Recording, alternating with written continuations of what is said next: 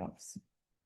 Olá a todos, a todas, é um prazer estar aqui com vocês. Eu peço desculpas que faz um tempo que não posto vídeos. Realmente eu estava trabalhando muito, estava no exterior, viajando na Ásia e Médio Oriente. Em outros vídeos eu vou contar o que eu estava fazendo lá e as coisas que eu vi, sobretudo relacionadas à geopolítica do conhecimento. Mas hoje eu estou fazendo esse vídeo para falar do corolário Trump. O que é o corolário Trump? Tem a ver com o outro vídeo que eu fiz para vocês, que é da doutrina Monroe, né? Do presidente James Monroe. E foi feito recentemente um documento contendo as estratégias de segurança nacional dos Estados Unidos da América. Esse documento é de novembro de 2025 e que o que nós vamos fazer agora é justamente analisar esse documento. E por que corolário Trump? Corolário Trump porque eles mesmos no documento falam do corolário Trump.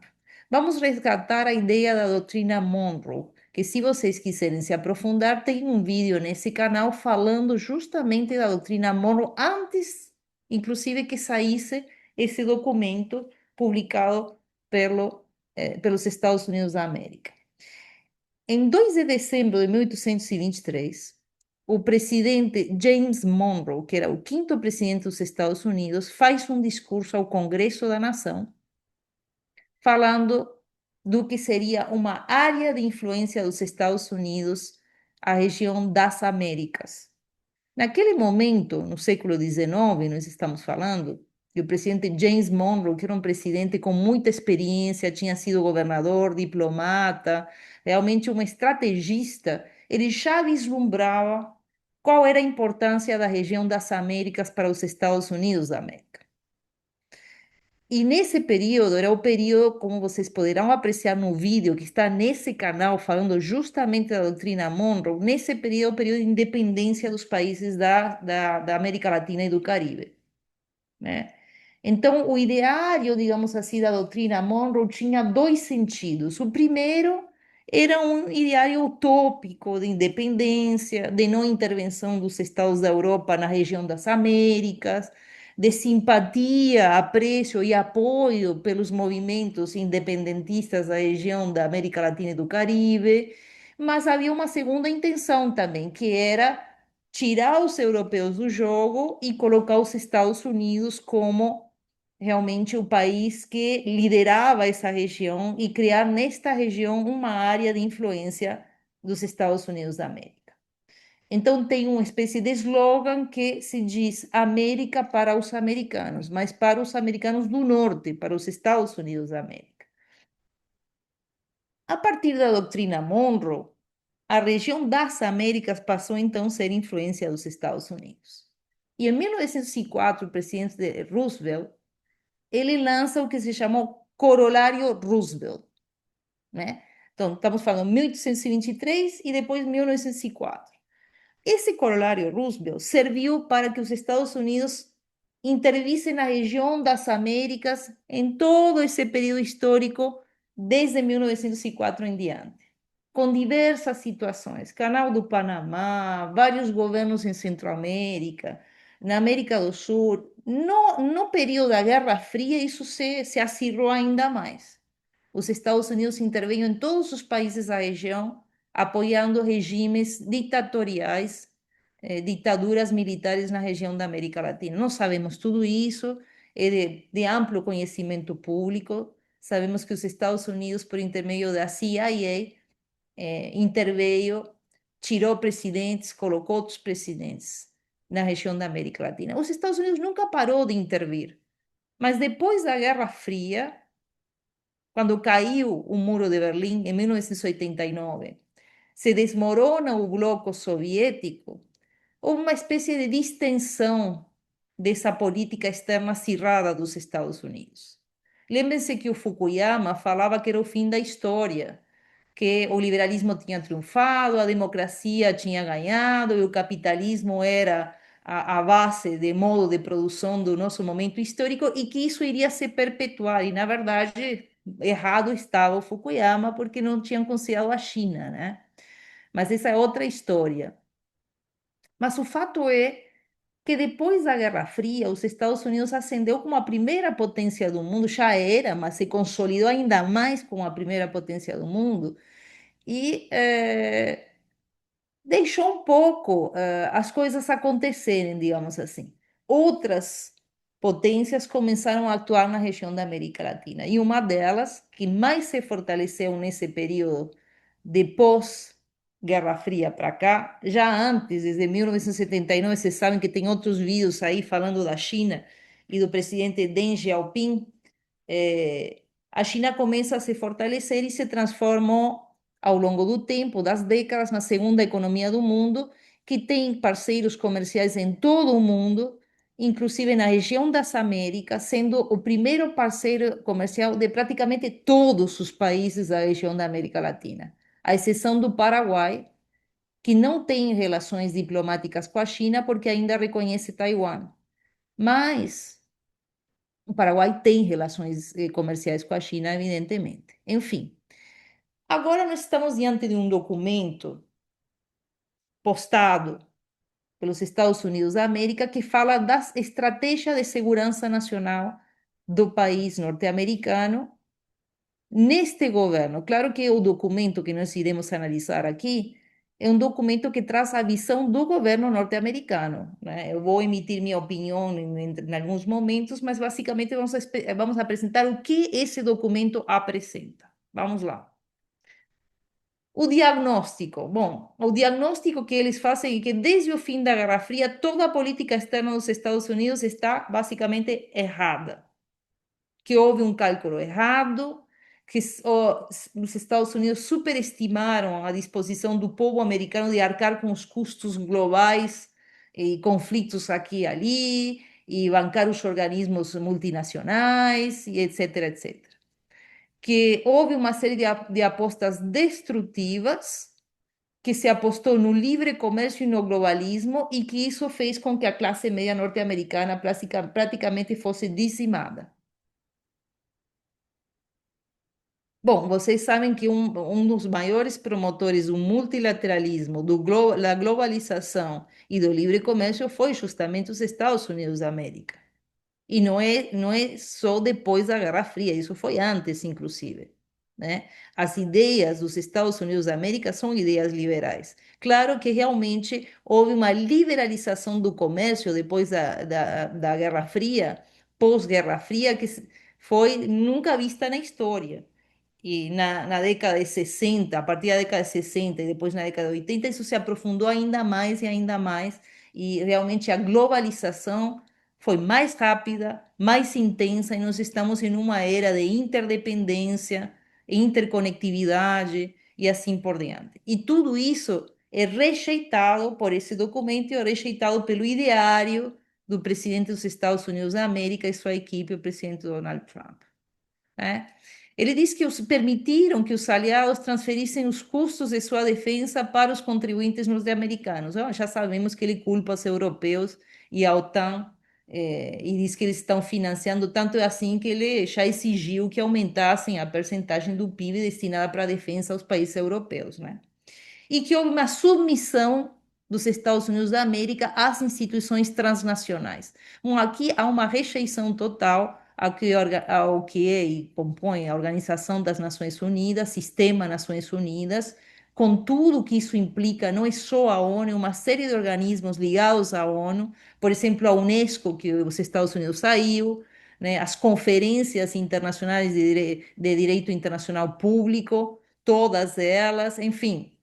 A questão é que eles nem reconhecem, nem sequer reconhecem a OMC, Organização Mundial do Comércio, sem deixar de mencionar a OMS, a Organização Mundial de Saúde, que os Estados Unidos já saiu também, tá? Então, realmente, essa submissão que eles enxergam aos organismos transnacionais diz que aceleraram essa decadência da soberania nacional dos Estados Unidos da América. Vamos ver qual é a visão deles e quais são os principais objetivos. Soberania e segurança, controle das fronteiras e da migração aos Estados Unidos. Bom, isso já está ocorrendo, né, gente? A ideia do muro foi abandonada, que era na primeira presidência do presidente Trump, e agora eles estão realmente tirando todos os imigrantes ilegais e de forma até questionável que nós já vimos. Não vou me estender nisso, que nós já conhecemos essa história bastante. Força militar inquestionável, o exército mais poderoso, letal e tecnologicamente avançado do mundo. Sim, é verdade. O exército dos Estados Unidos da América é o mais avançado e poderoso do mundo, mas sabemos que estão surgindo outros poderes, sabemos que a China está se armando bastante, que está renovando toda a frota militar, enfim. Há pessoas que sabem muito mais do que eu para se referir a isso, mas ainda assim, os Estados Unidos é a primeira potência militar do mundo. Dissuasão nuclear robusta. Aqui é aquela ideia dele imitar aquele dom, né? O Golden Dome. Ele quer criar uma espécie de Golden Dome nos Estados Unidos da América, imitando o que ocorre em Israel, né? Se inspirando no que ocorre em Israel. A economia mais forte do mundo. Sim, os Estados Unidos ainda é a primeira economia do mundo, mas prestes a perder essa posição pela China, né? Base industrial resiliente. Isso é interessante porque supostamente toda essa história das tarifas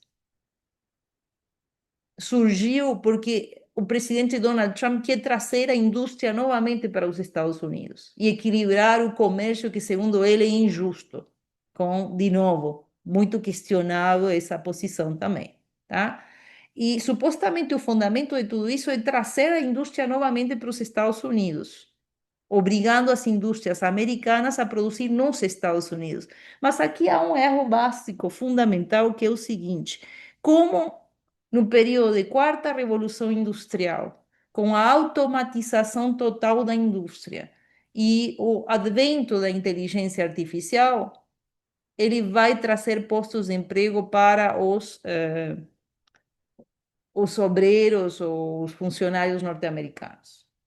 Isso não vai ocorrer. Ao contrário, o que nós veremos nas próximas décadas é perda de postos de emprego, justamente por conta da tecnologia, do avanço da tecnologia e da inteligência artificial. Então, isso aqui é paradoxo, é tipo aquela coisa que o brasileiro fala para inglês ver, né? Porque isto não vai ocorrer. Ele não vai conseguir trazer a reindustrialização criando postos de trabalho para os obreiros americanos. Isso é muito difícil de ser atingido, digamos assim. O setor de energia dominante, e aqui é interessante porque no documento fala que energia de todos os tipos, carvão, petróleo, e se nega rotundamente a questão da mudança climática, não estão nem aí com a mudança climática, tanto assim que eles não mandaram absolutamente ninguém para participar da COP30. E realmente eles querem dominar a energia em todos os tipos de energia. Eles querem continuar a manter a posição de liderança tecnológica do mundo. Está sendo ameaçada pela China. E não é só a China, né, gente? É a Ásia. Já sabemos faz tempo que a questão da inovação tecnológica, ciência, tecnologia, tudo tem migrado para a Ásia. Japão primeiro, Coreia do Sul depois e agora a China. Nós temos três países muito fortes na Ásia em tecnologia. E hoje a China decolando e competindo com os Estados Unidos da América. Depois a questão da saúde espiritual e cultural tem a ver com toda essa coisa do patriotismo e do que o presidente Donald Trump acha que é, bom, essa agenda de esquerda nos Estados Unidos que criou políticas afirmativas para as minorias norte-americanas, que ele acabou com tudo isso e agora ele quer reafirmar a família, a saúde espiritual, cultural, resgatando os heróis norte-americanos, o patriotismo e assim por diante. Muito bem. Aqui nós temos pilares, né? E esses pilares aqui estão em inglês, tá? Quais são os pilares em que toda essa estratégia se baseia? Um pilar um, mais inovadora do mundo, a nação mais inovadora do mundo. Sistema financeiro, mercados de capitais líderes, status do dólar como moeda de reserva global. Exatamente, o dólar tem sido ameaçado. Aí vem aquela história toda de Donald Trump contra os BRICS, inclusive o presidente Lula, quando o presidente Lula falava lá no marco dos BRICS de criar uma moeda diferente, a moeda dos BRICS, né, para, digamos assim, contrarrestar o dólar, né? Os Estados Unidos não vai permitir isso. né? Setor tecnológico mais avançado e lucrativo, rede de alianças, aliados parceiros nas regiões mais estratégicas, geografia invejável, que todos os recursos naturais que o hemisfério, hemisfério, se cria através desse documento. Já voltaremos à doutrina Monroe, que é uma área de influência norte-americana chamada de hemisfério ocidental, né? E uma agenda de reindustrialização robusta, como já falamos, né? Paz através da força, olha que interessante, né? Os princípios orientadores. Paz através da força, né? A força como dissuasão, né? Voltando a uma espécie de política de dissuasão. Vamos nos armar até os dentes com a maior tecnologia, a maior força militar do mundo para dissuadir. Mas, quando for preciso, entraremos em guerra. Realismo político flexível. Lembrem-se que aqui nesse canal vocês têm também um vídeo sobre as teorias das relações internacionais, e uma das teorias é o realismo político. O realismo político baseia as relações internacionais em interesses dos Estados. E neste documento, os Estados Unidos da América está voltando, retornando ao realismo político, baseando as relações internacionais em interesse dos Estados Unidos e atendendo primeiro, ante tudo, o interesse da nação norte-americana. Predisposição à não intervenção. Não intervenção, mas, né, tentando criar alianças, mas se for necessário, o documento inclusive diz que tem que estar preparado para a guerra e que vai fazer a guerra. Ou seja, é meio ambígua essa parte, né? Primacia das nações, Estado-nação, unidade política fundamental. Ou seja, há uma rejeição total aos organismos internacionais ou a qualquer organismo supranacional, né? A base das relações internacionais é o Estado-nação. E aqui, equilíbrio de poder, se tenta ou se vislumbra através desse documento a criação de áreas de influência para determinadas nações, né? Esse equilíbrio de poder entre as regiões, né? Justiça e equidade, que é fairness em inglês, né? Insistir em ser tratado de forma justa, que na verdade há todo um sentimento de que os Estados Unidos se abusavam dos Estados Unidos, que tiravam dinheiro dos Estados Unidos, que iam para os Estados Unidos para socavar o que os Estados Unidos têm de bom e assim por diante, né? Então, obviamente, há um sentimento aí de injustiça com relação aos Estados Unidos. Bom, aqui o legado construído pelo presidente da paz, o presidente Donald Trump, ele quer se apresentar como presidente da paz. E foi aí tentando, né, promover a paz entre alguns estados que estavam em conflito. Mas estamos falando de paz, em alguns casos, muito frágil, né? E não necessariamente tratados de paz, né? Aqui ele cita Camboja, Tailândia, Kosovo e Sérvia, República Democrática do Congo e Ruanda, que foi agora, muito recentemente, um dia antes em que a FIFA lançou o mapa dos jogos, digamos assim, da Copa do Mundo de 2026 em Washington, D.C., e deu para o presidente Trump um prêmio, um galardão, não sei, um award, né, inventado, que é uma espécie de Nobel da Paz do futebol, criado especialmente para ele. Paquistão, Índia, Israel e Irã, né? Israel, Gaza, na verdade, aqui, né? Essas coisas todas são muito frágeis, né? Na República Democrática do Congo e Ruanda estão em guerra há décadas, né? Enfim. Prioridades estratégicas, fim da migração em massa. Obviamente, isso continua sendo a política de America First, de Make America Great Again, totalmente contra a migração, né? Compartilhamento de fardos, olha que interessante, burden sharing, né? Esses caras da OTAN, basicamente isso, esses caras da OTAN estavam se defendendo às nossas custas. Isso não tem, eles não podem pensar que isso vai se prolongar permanentemente, e eles têm que aumentar o gasto, o investimento em defesa. e a OTAN não é para sempre. Tá? Proteção dos direitos e liberdades essenciais dos norte-americanos, né? Porque fora dos Estados Unidos isso também é bem mais ou menos, né? Segurança econômica como segurança nacional, comércio equilibrado, reindustrialização, domínio energético, cadeias de suprimentos críticas e revitalização da base industrial de defesa. É uma preparação para a guerra, né? E cadeias de suprimento, qualquer componente essencial, matéria-prima essencial que seja de interesse nacional para os Estados Unidos da América, vai justificar algum tipo de intervenção. Bom, a tudo isso estão chamando, o próprio documento chama de corolário Trump, que reafirma a doutrina Monroe, assim como existiu o corolário Roosevelt. Tá? Então, aqui vemos algumas estratégias regionais que esse corolário estabelece, né? O erro do passado com a Ásia, meu Deus do céu. Há uma espécie aqui, né? Obviamente, é um reconhecimento que a Ásia ganhou força econômica em detrimento da força econômica dos Estados Unidos da América. E especialmente se refere à China também, né?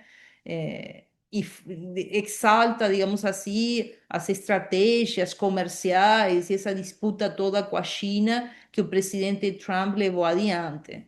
É, mas realmente a parte da região do Pacífico, Indo-Pacífica, que se chama, já é praticamente metade do PIB mundial, né? E eles querem reequilibrar tudo isso e também ter uma dissuasão militar com equilíbrio militar convencional, dissuadindo um conflito em Taiwan. Então, neste momento, estão meio que dizendo, não queremos entrar em guerra com a China, mas não vamos deixar que a China cresça. Há toda uma menção depois ao Mar do Sul da China e todas aquelas questões regionais que a gente já sabe que existem e que eles não vão deixar para lá. Mas há realmente aqui um reconhecimento de que não é bom nesse momento entrar em guerra com a China, mas vão se preparar os dentes para uma eventualidade, né? Com relação à Europa, meu Deus, o documento diz que a Europa está em decadência, que há um apagamento civilizacional, de civilização, digamos assim, porque as políticas de imigração estão erradas, porque as taxas de natalidade estão em colapso, porque há uma espécie de perda de identidade nacional, e o objetivo dos Estados Unidos vai ser restabelecer as condições de estabilidade estratégicas com a Rússia, incluindo a cessação rápida das hostilidades na Ucrânia, permitir que a Europa se sustente por si mesma e assuma responsabilidade primária por sua própria defesa. Tchau, né? É tipo, tchau, Europa. Incentivar a crescente influência dos partidos patrióticos europeus, ou seja, a extrema-direita. E acabar com a percepção da OTAN como uma aliança em perpétua expansão.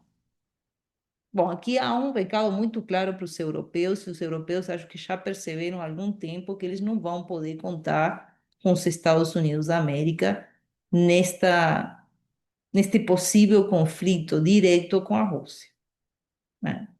E está muito claro, agora está escrito, né? Oriente Médio,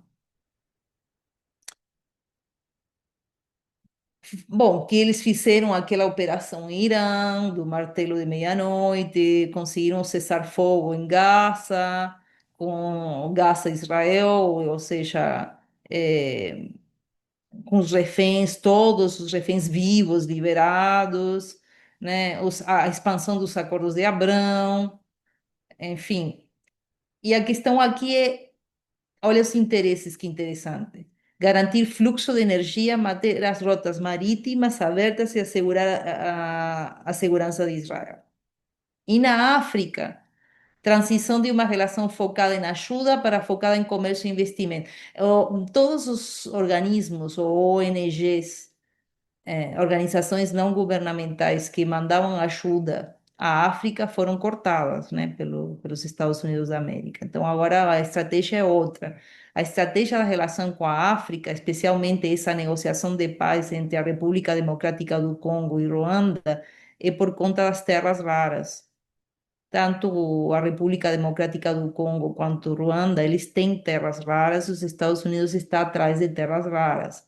Lembrando que o maior produtor mundial de terras raras é a China, e a China tinha colocado restrições de exportações desses minerais de terras raras aos Estados Unidos da América, e isso que eles estão buscando, né? Lugares onde tem a fonte de energia e lugares onde tenham esses minerais que estão nessas terras raras, que não são tão raras no final, né? Na verdade, a questão é que tem que estar equipado para poder produzir essas terras raras, e a China é a mais preparada para isso. Investimento no setor de energia e desenvolvimento de minerais críticos, era o que estávamos falando, né? Era o que estávamos falando. Rumo a uma nova era de ouro americana. Nós sabemos que o presidente Trump se refere a Golden Age, né? Essa Golden Age, que não sabemos muito o que é, né? Mas olha que interessante. Aqui fala o que ele entende que é a Golden Age. Queremos que uma América que valorize suas glórias passadas e seus heróis, e que anseie por uma nova era de ouro. Queremos um povo orgulhoso, feliz e optimista de que deixará seu país para a próxima geração melhor do que o encontrou.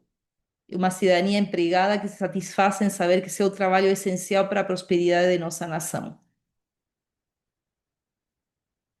Em cada princípio de ação, a América e os americanos devem sempre vir em primeiro lugar.